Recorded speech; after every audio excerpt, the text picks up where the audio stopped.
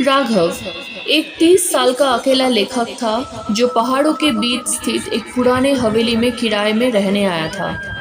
उसका मकसद था एक हॉरर नोवेल लिखना और उसे ऐसा माहौल चाहिए था जो उसे डर महसूस करा सके। वो जिस हवेली में रुका था वो कई सालों से खाली पड़ी थी और गांव वाले कहते थे कि वहां कमरा नंबर 7 हमेशा बंद रहता है। पहली रात ही उसे अजीब फोन कॉल आया। फोन की स्क्रीन खाली थी, ना कोई नंबर ना कोई नाम। कमरा नंबर 7 मत खोलना, ये कहकर फोन कट गया। राघव ने सोचा शायद कोई मजाक कर रहा है, लेकिन उसका दिल थोड़ी देर के लिए कांप गया। अगले दिन राघव ने नौकर से पूछा, कमरा नंबर 7 कौन सा है? नौकर ने जवाब दिया, साहब वो हवेली के आखिरी कमरा है, लेकिन सालों से बंद है, माफ कीजिए वहां मत जाइए। राघव की जिज्ञासा बढ़ गई। रात को उसे दीवारों से फुसफुसाहट सुनाई देती है, जैसे कोई बार बार उसका नाम ले रहा हो। राघव, राघव, कमरा नंबर 7 खोलो। एक रात जब वो बरामदे में टहल रहा था, उसे दरवाजे के नीचे कुछ रोशनी आती दिखाई दी। ये वही कमरा नंबर 7 था। उसे दरवाजे के पास एक पुरानी जंग लगी चाबी मिली, जैसे किसी ने जानबूझकर वहां रखी हो। उसने डरते हुए चाबी दरवाजे में लगाई। चाबी अंदर गई, पर जैसे ही उसने घुमाई चाबी टूट गई। तभी दरवाजा अपने आप क्लिक की आवाज के साथ खुल गया। कमरे के अंदर घना अंधेरा था, लेकिन एक कोना हल्का सा चमक रहा था।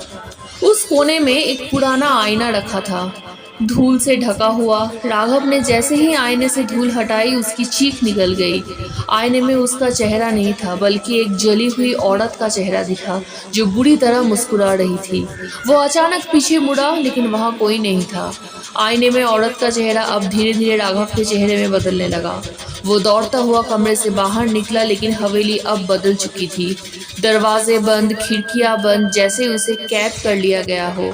अगली सुबह राघव को हवेली के पुराने मालिक की डायरी मिली।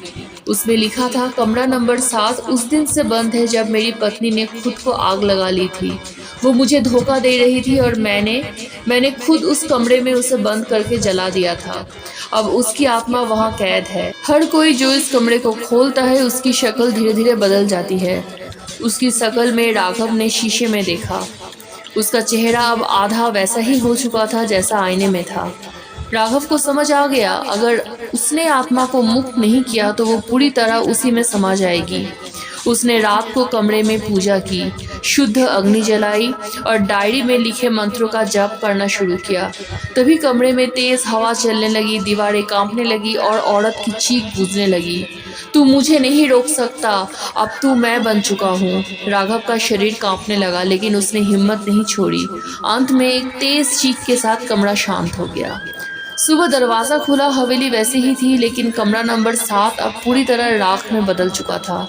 राघव वहां से भाग निकला और शहर लौट आया। उसने उस अनुभव पर एक किताब लिखी, खामोश कमरा, जो रातों रात बेस्ट सेलर बन गई। लेकिन किताब के आखिरी पन्ने पर एक लाइन थी जो किसी और ने जोड़ी थी, अब अगला चेहरा तुम्हारा है। Please like, share and subscribe.